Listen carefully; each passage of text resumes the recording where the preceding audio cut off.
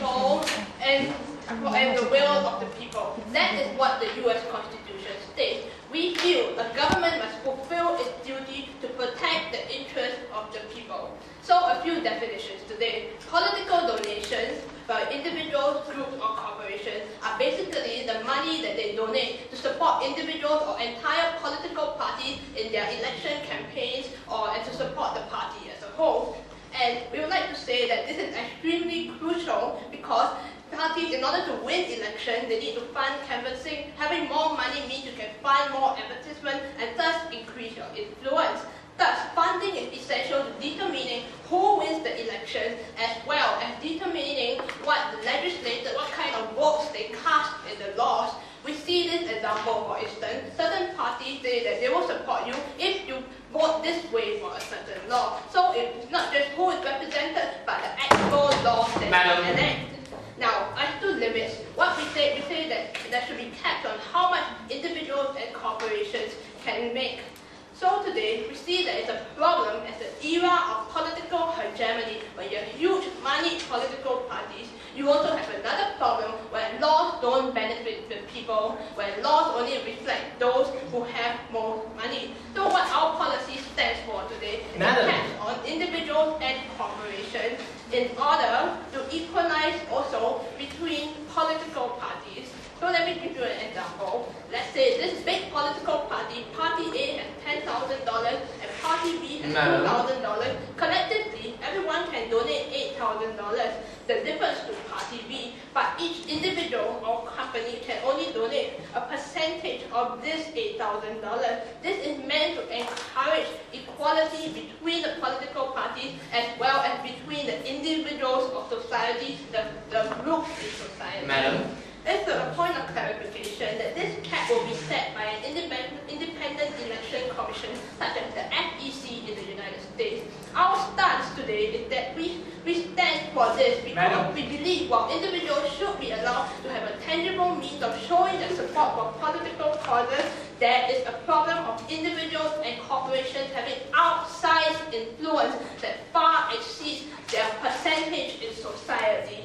Thus, there is also the problem of political hegemony, where smaller political parties with equally good ideas simply get shut out because the more well-established political parties have the same old donor network, the same old political money to tap. So today, a point of clarification is that it's set in a democracy because this or that is only there that there will be elections or the possibility of legal political donation. Our yardstick for today is which side best serves the interests of society and reflects the will of the people. As the first speaker, I will talk about a government for the people and laws for the people. Or Andrew would talk about reversing the tide of extremism and a culture of materialism. So firstly, on a government for the people, the ideals of democracy, in a moment, sir, demos means people. Yes, sir. Madam, would you impose a cap on how much a Jewish lobby group can give to a Jewish candidate? Sir, of course we would, because what we think is that in fact the Jewish lobby group in the United States, IPAC, has outsized influence as opposed to say the Palestinian group. We think it's unfair that one political group that has so much more money should be able to outweigh the influence of another group whose interests should be legitimate. We say that with our policy, at least we will moderate this. As I was saying, a government is one that is supposed to represent, a democratic government represents the people. It's supposed to be different from the eras of kingdoms where only the nobility got favors and patronage. The whole idea of one man, one vote is to erase the differences in your background and social status in your ability to cast your vote, in your ability to protect your rights. Whether you are poor or rich, you get one vote. You all have equal representation. However, with the problem of political influence, political hegemony that exists, is that some parties, even though they may not truly represent the people, may not truly reflect the will of the people, are nonetheless able to stay in power. Yes, sir? Don't you agree that corporations contribute significantly to the economy and therefore they should still have a voice in terms of politics? Sir. Like we said, yes, we acknowledge they have a role. This is why we are not banning donations completely, but we don't believe that the oil companies should have 10,000 times more say that the environmental lobbyist groups whose interests about oil pollution are both equally important. As I've said, basically you should be allowed to support who you want, but the problem that exists is that society is inherently unequal. You have the Rockefeller and the poor man, you have the small animal rights group versus the huge oil company. But the interests of all these groups are equally valid, and in fact, it's the weaker group who may not have as much political clout that in fact require more protection from the government.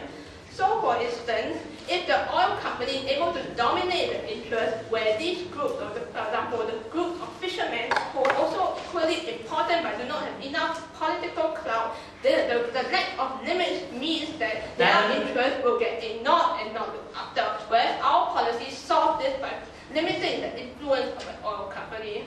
Furthermore, the issue of political parties, which well-established political parties naturally get more money, even though their ideas may not be that good. We see this in the case of the United States. The Democratic and Republican Party have a stranglehold, and smaller parties such as the Green Party that have equally good ideas about the environment that are important to society are shut out because of this disadvantage. Our policy will help to equalize the disparity between the individual and between political parties. So, moving on to my second point on laws for the people. Basically, this is about the equality of politics. The amount of money people have, it should not be the motivation for the kind of law the government implements.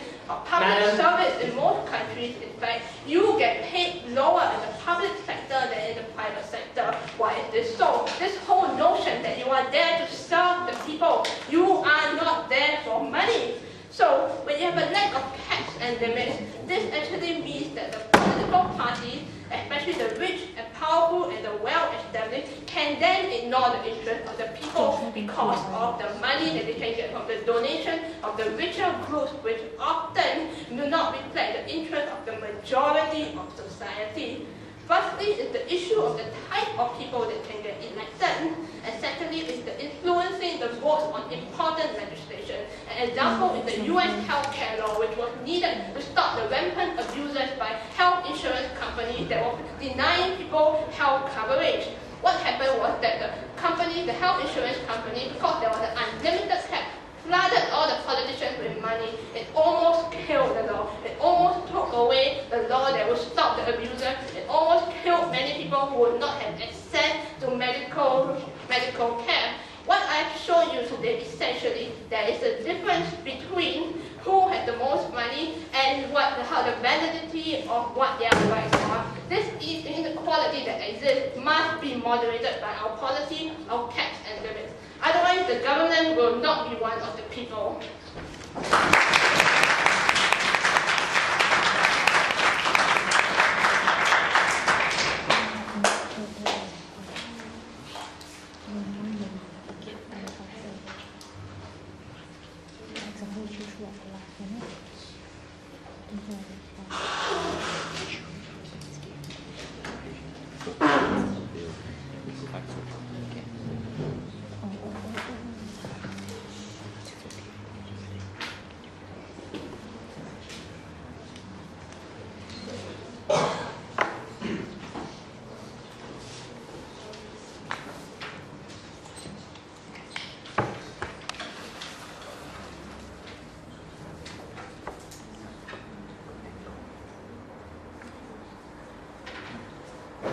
Thank you, and I'd like to call upon the first speaker of opposition to open the case from their side.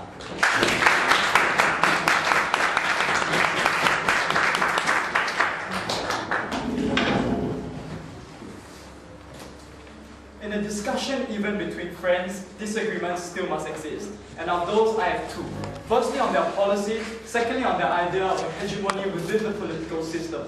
So on the idea of the policy, now they say that money is essential to who wins an election, but we disagree with this. We think that they're discounting and discrediting the entire idea of the vote. Because we think that if parties still lobby and still appeal to people to get donations, no matter how much donations they are, essentially they will still have to appeal for votes. And therefore, it is not mutually exclusive that if you appeal for money, then you will not be appealing for votes either. Because money may give you publicity, but it isn't going to give you a winning ticket to the office. However, even if money was necessary and money is necessary, we see that this money is needed most for new fledgling parties which are trying to break into the system rather than the parties which are already entrenched within the system, part of the political culture, part of the political landscape. And I'll talk to you more about this during my substantive later. But, okay, then let's talk about the Point of information. thank you, sir. Now let's talk about the entire point about the average amount, about how they want to give the same amount of money to every single party. Now we think that this is entirely arbitrary because firstly we think that this is not going to be a true representation of what of the support that these parties have garnered, nor is it going to be a true representation of the financial aid that these parties need. So in essence, they are applying an arbitrary amount across the board, which is unfair to smaller, poorer parties. They are applying an arbitrary amount across the board, which doesn't even make sense in the fact that these parties are also trying to lobby and campaign for this money. So in other words, you are disincentivizing these parties to be campaigning to corporations, to be campaigning to individuals, and thus increasing their support base, diversifying their support base. So we think that policy is unfeasible. We think that policy is not really fair in the first place. No, thank you, Sinsa. Now on the idea of the independent body, we think this entire idea of an independent body regulating the entire system is not going to work because any independent body still has a stake in the political system and who gets into power. So we think the entire idea of an independent body governing the political system doesn't really work because a vested interest always exists. And we think that this entire policy with its many bureaucracy and many bodies is just going to be open to abuse, it's just going to be open to corruption. And even if this independent body was fair, in a perfect world, it did overlook every party and was completely fair, we think that this would create the whole political system to be dependent on this independent body. We think this independent body would have a key say in how campaigns are being run, on how parties are campaigning, on how the political system is being run. And we think that that's something that's not fair, we think that's something that's extremely dangerous. So on the idea of lobby groups, which we PO item about and she accepted and she conceded in a moment, madam, basically what they've done is they've conceded that lobby groups are within this debate and that they're not going to allow people who only have lobby groups to represent their views, represent their groups through lobbying through financial donations. But you disagree, madam? In all democratic countries, there's an independent election commission who runs things. This is the case of the US, where this commission is the one that also limits political donations. So you see, madam, so what you're doing now is you're giving an extra burden to this independent body. What you are doing is you're forcing this body to determine how much money each party should get. You're forcing this body to direct funds which are donated by the public, and basically what you're doing is you're putting this vast amount of money at the disposal of this independent body, something that we think is dangerous, something that we think is going to change the direction of politics to no longer pandering to voters, but to this independent body instead. So now let me talk about my other rebuttal on whether a political hegemony does really exist. Now, we don't think a political hegemony will exist because, as we've already told you, donations don't equal to a free ticket in office, and of course, voting is always required. Point of information, No, Mr. thank you, Joshua. sir. However, now, even if this money did make a difference and when a political hegemony did really exist, we think that in their case, because they disallow parties to campaign for money, because they disallow parties to campaign for donations beyond a certain cap and thus handicap their political campaigning, what they do is they force these parties to go all out for votes. And what these parties are going to do is they're going to be appealing to a majority which they don't really represent, which they don't really have their values in mind. So what they do is they create an artificial sense of these parties trying to appeal to a wide voter base when these parties really don't. So we think on our side of the house, if these parties don't appeal to such a big group, if they appeal to smaller groups and are instead running on their donations, we think that's better because at least that creates an honest political system, that creates a political system where the parties are standing for the people they truly believe in, they truly represent. And on the idea of equality, we don't think that their policy is equal because people can always get around it. They talk about putting a cap on money, but they haven't talked about endorsements, about advertising. I give you a simple analogy. If McDonald's wanted to support Obama, but they weren't allowed to, but they had a cap on how much money they could donate, they could always put his photo on every single card up every single box of burgers. And you see what this is going to happen is that instead of having the money and Obama controlling the money, Obama is going to be dependent on the publicity provided by these other corporations, by these other companies, because that's how they're going to get around the idea of getting their tentacles into the political system. We think that's bad. We think that's why that policy is flawed. So on to my case substantive. Now today I'd like to recharacterize the entire political system and state that many parties are entrenched in already, many developed parties are already entrenched within the political system. They are saturated, they have a high level of exposure. Money isn't really going to help them. More money isn't going to help them because they're already such a great part of the political system. On the other hand, new parties are essential to have funding for them to increase their exposure, increase their advertising, increase their voter base. And we think that for political purposes, and for our yardstick for today, we would like to expand the yardstick and say that it's not only who best upholds the interests of individuals, but also who best upholds the interests of the democratic process, because we think that that's essential in today's debate.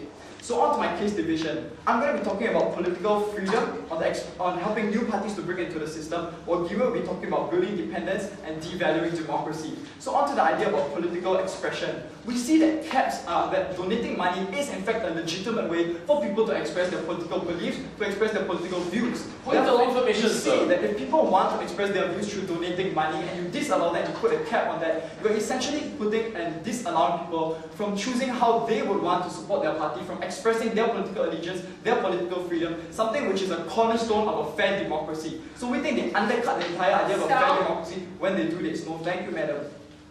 And so with that, we also say that in fact it's going to help democracy because, as we've already mentioned, now parties are disincentivized from only going towards votes and being dishonest about it. Now they have to appeal to a wider base, appeal to businesses, appeal to donations as well. So on to my second point about helping new parties break in. The thesis of this point is that capping donations discourages new parties from breaking into the system because it also allows for government abuse. Now we see that because there's a saturation of parties, for example the United States system, where the Republican Party and the Democratic Party are entrenched in the system, they don't need more money because everybody knows the Republican Party, everybody knows the Democratic Party.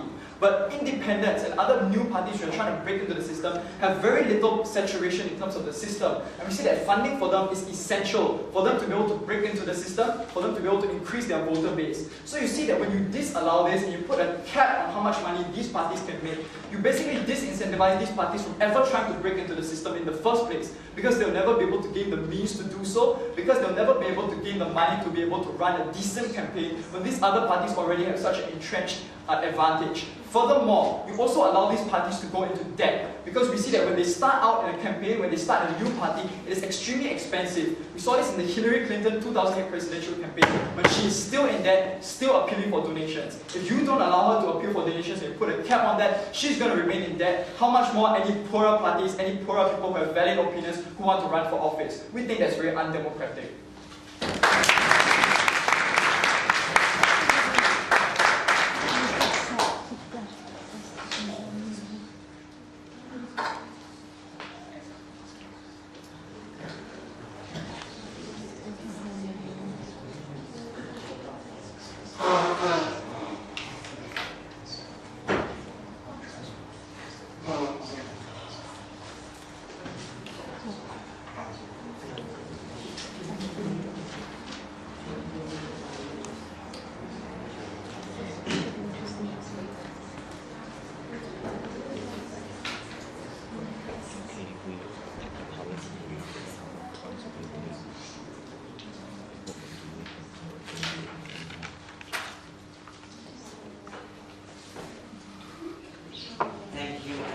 I'd like to call upon the second speaker, Andrew, to extend the case of proposition.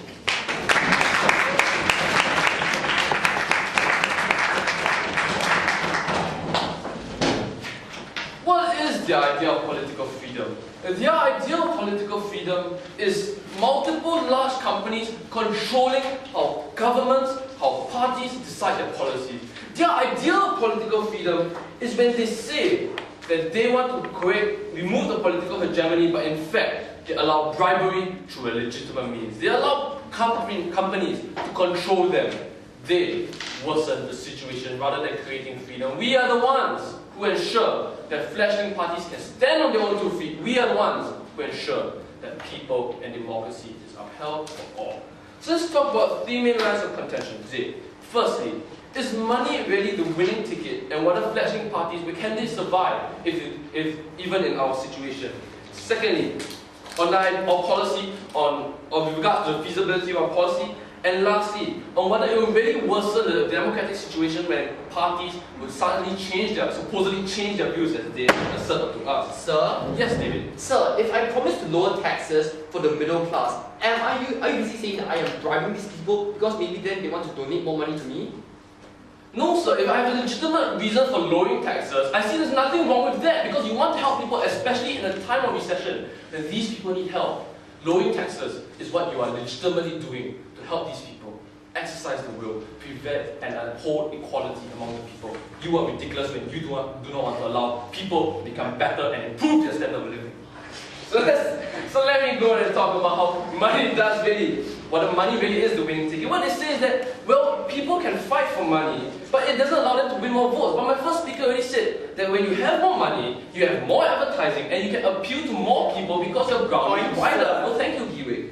So it really does not make sense when they come up and tell us that advertising does not win votes. Where does the money for advertising come from? It comes from donations. And this advertising can in turn buy votes. So when you have more money, you have more advertising, you have more votes. Simple mathematics that they still do not understand.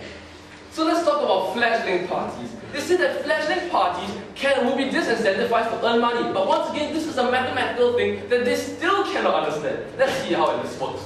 Well, our policy states that the richest parties cannot get any more donations. So what does that mean? Does it mean that fledgling parties can earn as much donations as possible until they reach the same level as the richest parties out there? That means fledgling parties have a better incentive to earn more money because they realize, wait, I can become as powerful as the richest party out there, but the richest party cannot widen the gap anymore.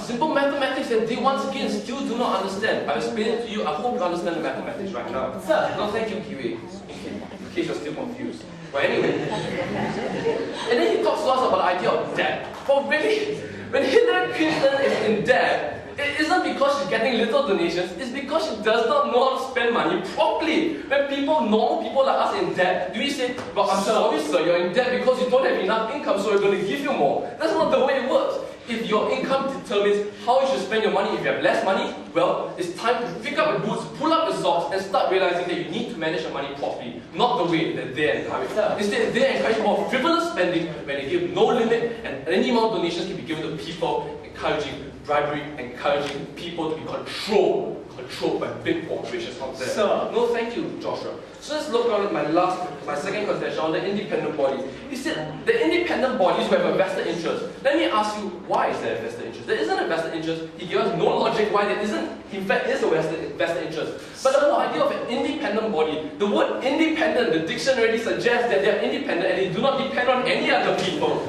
On top of that, they are intentionally created to be unbiased. So even if they might have some vested interest, they will have less vested interest compared to any other group that is actually trying and striving for their self-interest. So let's go on to the last contention on how the groups will now not appeal to, will not be able to appeal to what they really stand for. But let's look at it in a clearer way. You see that the whole idea of democracy and campaigning is that you want to represent what you believe is right.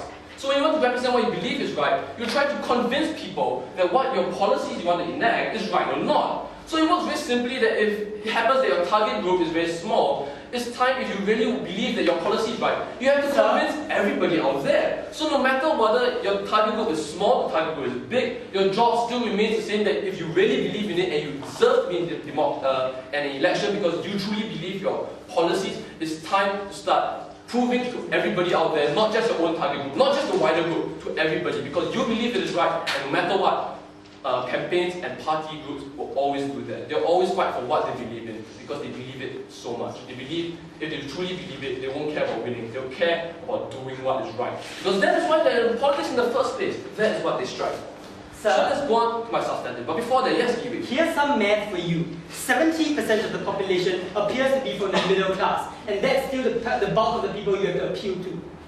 Well, sir, okay, the bulk group is the middle class, but it doesn't change the fact that if you believe in something truly so much, the simple math is that if you truly believe in something, you have to convince people. Because that's why you're in politics in the first place. I already mentioned this. Your policy is to convince people that is what you do. That is why you believe so much in what you believe in. So let's go on to my first substantive on reversing the rise of extremism. The thesis of this substantive is that extremist parties can no longer use money to easily gain power and spread their extremist ideals. And how does this work? We see that there's a problem right now, that under their side, extremist ideas can easily gain large amounts of money by supporting any random co-operational individual out there because they want to get money, money, money. But if they can easily get large amounts of money, what does that mean? I did prove to you that money equals more advertising, more ways to buy more votes, and earn more votes. That means you're able to convince more people to your extremist ideals. Oh wait, that is a problem. You don't want more people having extremist ideals. That's dangerous to society. It's dangerous to society because it breeds extremism within the nation and encourages more people to incite violence either within the nation or against other nations, causing more problems. Let's give an example of how this happened. Hamas. We see that the Hamas was funded by individuals in Iran. What happened then? Right now, we see that Hamas is a political group within Palestine, and they are also a terrorist group using terrorist methods to attack Israelis and to fund propaganda and encourage extremism. That is what is happening in reality right now. So when we limit this, what does this mean? It means that Hamas will no longer, in the first place, be able to gain enough advertising. They will not be able to gain enough votes because their power will be weakened. At the same time, even if they gain enough money to be the same level as the richest party, out of time, David, when they gain the same amount of money as the richest parties out there, the challenge now isn't on money. The fight is on your ideals, the fight is on your policies, the fight is on what you stand for as a political party, and no more. We will then limit the spread of extremism and ensure that it isn't money that is being fought, it is your ideals, it's your policies, it's how you help people. So let's go on to my second substantive, now counting the culture of materialism. You see that this substantive is that a limit removes the culture of materialism because it clearly shows that money is not always the solution. Because right now, if you do not have the limit, people perceive money as a solution in politics. Because parties will be fighting among themselves to gain the big bucks, to gain the high votes.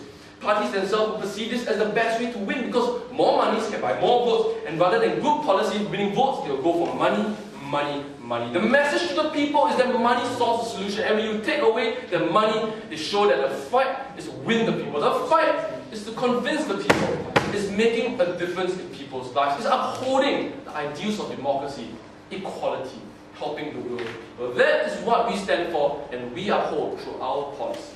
Thank you.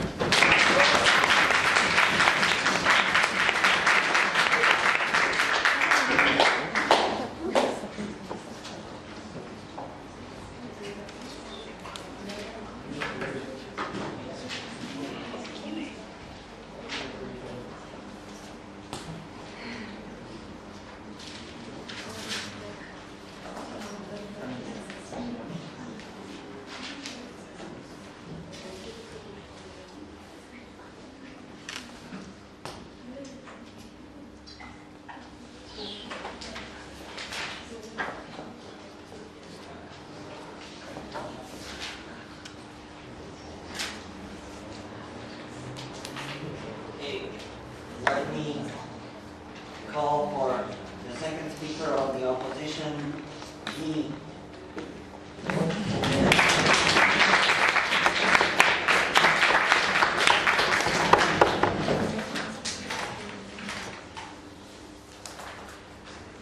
It's very interesting that the second speaker can come up and be so confident when the policy has so many loopholes. We've already pointed out, sure, you put a cap on money, but all these corporations and all these individuals have so many methods of supporting all these politicians and parties. The problem exists. Corporations and individuals will always want to support these parties. How do we deal with it? On their side, we're just going to put a cap and then let them support them through other means. On our side, we embrace this and we say that we let the electorate choose, we still let the people choose. So before I even go on to my rebuttals, I'd just like to point out that they never once dealt with this idea of over-dependence. What happens when your corporation, your electorate becomes so dependent on these corporations because they no longer have the control of the funds, they depend on all these corporations and individuals for publicity. This is something they never came back on, and we challenge the next speaker to do so. And before I even go on, let's talk about some clarifications first, to get it out of the way. This idea of an independent body. Sure, we think that independent body will still fail in any case, because it still cannot tell the difference between the different political clouds that parties have. You have very large parties with immense amounts of influence, and your independent body cannot determine, and therefore your cap is still something not equal. So So now let's deal with their entire side's case on 3 large areas. Firstly, on equality, I'm going to show you that their side is certainly not equal. Secondly, on materialism. And thirdly, on extremism, which is a highly dubious point. Let's talk about equality, where they basically told us this, that all groups deserve equal representation, your small environmental rights groups, as well as your oil companies, and therefore they promote some form of equality. Well, we think that's ridiculous, because we think different parties have different sizes, different monetary needs, and therefore when you have a standard cap, you don't really appeal to equality. A democratic party, which is 10 times larger than an independent party, is now going to receive the same funding under their side. We think that's something unfair, that's something simply not equal. Furthermore, we think that it entrenches this idea of inequality, because now established parties have many corporations, many individuals supporting them. So they have many different sources of income. But your small independent body and your small independent party may only have 1 or 2 individual corporations. So your cap actually hurts all these smaller parties who have a less pool of money and funds to get from, and therefore we think that this is not good for the smaller parties. You entrench inequality even more. And we think in any case, we are the ones that better represent all these smaller groups. Why? Because in our policy, we are going to make all these parties fulfill their promises and represent all these smaller groups who are funding them. But on their side, because there is a cap, now all these parties have to appeal to a large range of different groups. And we think that dilutes the direction of these parties, and therefore the small parties that are already supporting all your environmental groups cannot do so as effectively. And therefore we think we better represent these groups. So let's hold on a minute and we'll move on to materialism, but before that, yes, Andrew. Obviously, you do not understand how democracy works. It works 1 man, 1 vote, not lots of money, lots of votes. We are never in one of our speakers told you that we're going to give a corporation a vote. What we maybe recognize is that they still have the right, because the freedom of choice and the right to contribute to the parties which they support. And if you are so democratic, then you will also stand for this same principle of freedom of choice and right. Back to this idea of materialism, where they basically told us the middle class and the poor people are going to be ignored, and only the rich will benefit, and the established parties will benefit. Firstly, that's not true. Let's break this logic of money equals to power equals to win. We don't think that's true. We think what you have to do is you still have to appeal to a large majority of the population, which are from the middle class. These aren't your rich philanthropists, they are your ordinary Joe. And we think that for a politician or a party to be successful, they still have to appeal to them. We give you the example of Megan Whitman, former CEO of eBay. After having a lot of money, one of the richest candidates, she still lost the Republican primary. Why? Because at the end of the day, what matters most is appealing to the common people. This is something we have neglected. Money does not certainly equal to power. And even if it is so, we think their situation is again far worse, because we've already talked about the large influence that these corporations have. And therefore we think that they're not equal, and they don't really bring about this idea of championing the rights of the middle class. And thirdly, on extremism. Well, their first speaker came up here and they set up this in a democratic setting. And now they're talking about Hamas. We think that it's a jump in logic, and we don't see how this is even relevant to the debate. In any case, we think that your cap is going to make it worse, because Hamas is still able to receive the funds they need in your side, and we think that, and they have a plethora of avenues, a plethora of individuals, a plethora of corporations to fund their military activity. You don't solve the problem at all. So now that we've really crushed the entire case, let's talk about then 2 main substantives. Firstly, on building dependence. Secondly, on devaluing democracy. On building dependence, the thesis is as such. In putting a cap on donations, proposition actually breeds even more dependence on corporations. Here's why. Because under status quo, what happens is money is channeled from the corporation to the party. The party, at the end of the day, still has the right to exercise whatever he wants with the money. He still has the ultimate decision, and he can still set the agenda of his policies. And whatever benefits that all these individuals and corporations get is purely out of goodwill. However, on their side, what's going to happen now is that your candidates are not going to have that same amount of fund. You've capped it. So what do they depend on? They depend on the goodwill now of the corporation, of the individual, to publicize for them, to use other means in order to promote them. And we think that's far worse, because at the end of the day, the spirit of the democracy is that your party should, at the end of the day, have the individual decision to decide its own agenda, and not let it be influenced by other corporations, making you encourage even more over-dependence on your side. That's not good. And of course, the second idea here on devaluing democracy, where the thesis is as such. When you put a limit on donations, you also basically put a price tag on how much the party is worth, how much the election is worth. And we think this devalues democracy because you lower it down to dollars, you lower it down to cents. How does this work? You are arbitrarily imposing a monetary value, a monetary cap on all these parties. And if the cap is, say, at $2 million, what you're suggesting is that party, that election is only worth such. We think that democracy is higher than that. The principle of democracy is higher than that, higher than just dollars and cents. And we think that what you're ignoring, information, sir. No, thank you, sir, is the larger principle of democracy. Furthermore, we think that their side ignores the parties which have, again, differing sizes, differing monetary needs. So they actually simplify this issue down to dollars and cents and simplifying it to a standardized cap. So they have two solutions today. One, either stand for a unified cap, which we've already mentioned is a flawed mechanism because there's a plethora of different parties involved. Or two, they make it, they fluctuate it and they assess the situation on the ground and make it flexible. But then again, that opens a new can of worms because there's a lot of propensity for abuse. Because now it's no longer that tangible. And we think this is a clarification which we demand from their side, and that they have to come and give us a sufficient answer. Now, of course, we think that what this further does as a spillover effect is that you incentivize corporations and individuals to contribute even more through other means, like publicity, as we mentioned. Because what you're saying is that your money is worth so much that it's going to swing an electorate, that it's going to swing my decision. So what happens then if I'm a corporation and I want to push forth my agenda? I'm just going to use other means to push forth this, other means to support my candidate, and that's far worse. Therefore, at the end of the day, because their policy is so flawed, because they don't uphold democracy, it is clear that based on both yardsticks, our side take it.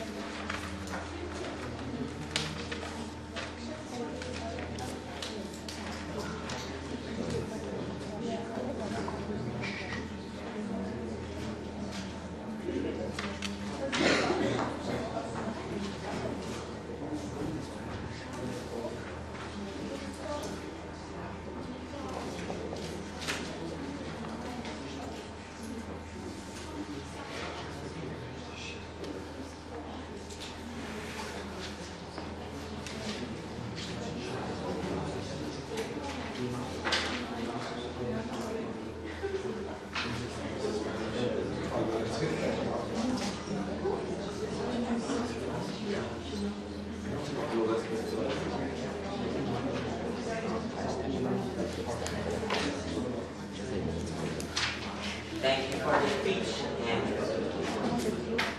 now I'd like to call upon the last constructive speaker of the proposition amendment.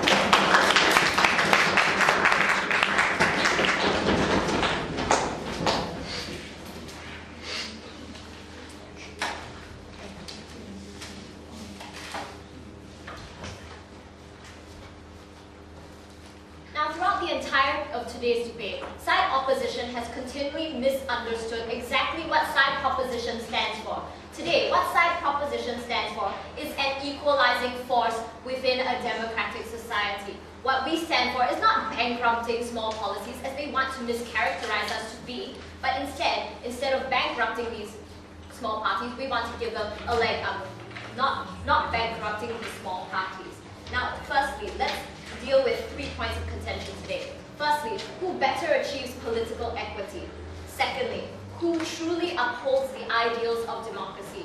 And thirdly, who better achieves the integrity of political activities? But before we move on to the 3 contentions in today's debate, let's clarify a few things.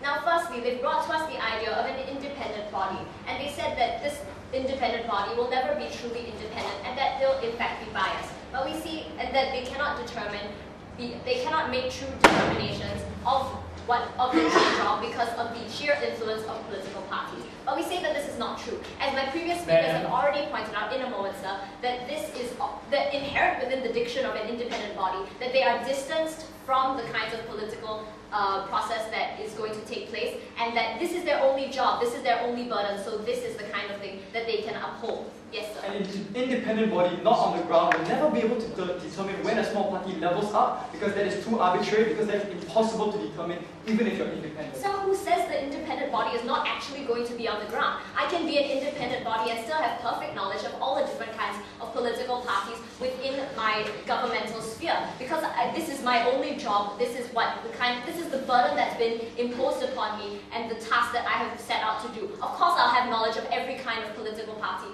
within my sphere, and I'll be able to tell who needs money, when and where.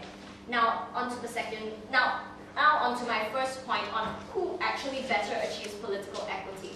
Now today, we've talked to you about how our side is the side that best achieves political equity, because what we establish is an even financial ground, first and foremost.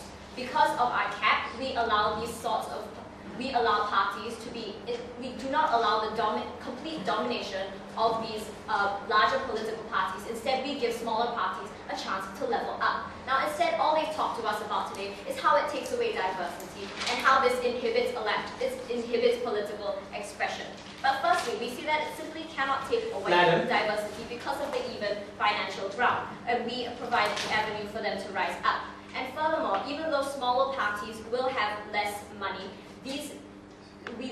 they are the side that simply inhibits their ability to break in whatsoever, because they are the side that will allow continuous donations to always keep flowing in to the big dominant political parties. And this is not what our side stands for.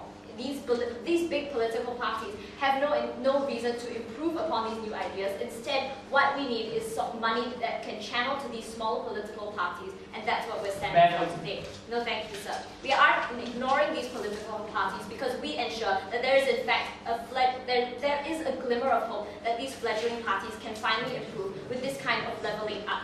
So we say that this point completely falls, and in fact goes to side proposition. Now, on to my second point, on who exactly best upholds the ideals of democracy. Now, we've told you today that because of the kinds of ideals that we stand for, that our side simply doesn't want to relinquish all kinds of dominance to the large political parties in question. Madam. Instead, they've only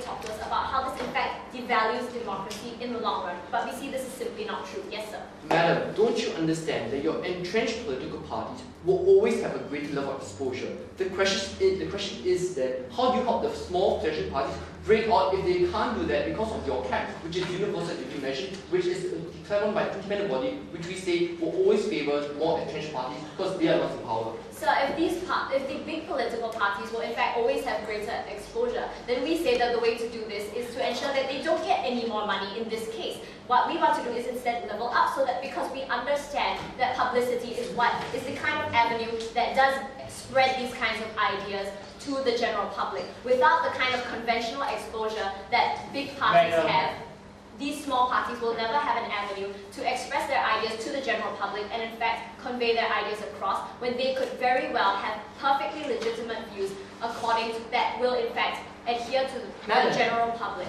So we say that this in fact will never devalue democracy in the long run. Now furthermore, under this point they've also talked about materialism and how they haven't truly rebutted the point on how Andrew has brought up that this is in fact this breeds a culture of materialism. Instead, all they've talked to us is about how this simply won't translate to money not equaling power. But we say we've already brought to you the issue of publicity and how this is the way that political parties get their issues across. And furthermore, even if this were in fact so, that in this situation is going to be even better, because now what they have to do is to be able to appeal across to all sects of society, where in fact side opposition has said that somehow appealing to a wider variety of people is in fact going to be bad. But we say that in side opposition, political parties in fact side opposition, they've said that somehow appealing to a wide variety of political parties is bad, but instead that appealing to a wide variety of the public is bad, but we say this is simply not true. If these political parties are going to be able to better encompass the kinds of views of society in totality, we say this is in fact going to be a lot better and much more beneficial to society in the long run, so that this is in fact going to be much more likely to adhere to democracy instead of devaluing it, and instead of adhering to a culture of materialism. Now moving on to my last point, on the integrity of political activities. Now today, we've talked to you about abuse and the rise of extremism. Now today, on the point of abuse, that we've already repeatedly told you how we don't want we don't want in a democratic race for everything to turn into money for elections. We simply don't want this to occur. We don't want people to think that just because you have more money than another party, that this immediately ensures that you can be able to swing the legislature, because we say that this is an abuse of democratic ideals in the long run, and it doesn't maintain the integrity of political activities. And we still haven't heard a response from that side of the house. We simply haven't heard a response on the translation for money being able to in fact swing the legislature in this case. And instead they've only said to us, and furthermore, moving on to the point on extremisms. Now, we've already told you that one man equals one vote, and it's not that a lot of money is going to equal a lot of votes. Just because in this case, corporations having more money does not equate to this will equate to them having more say. And we say that money, in this case, simply won't be able to equalize power. So because of this, it's simply not related to the case at hand. So because of this, we see that in the long run, that extremism is in fact going to be built up in this case. And instead, that there simply won't be any sort of building dependence on corporations, and they won't flock to these political parties if it's only going to be dependent on, in fact, their self-interest. So we see that because we are the side that maintains the integrity of political activity, we are the side that upholds democracy, and we are the side that better achieves political equity. Go with proposition.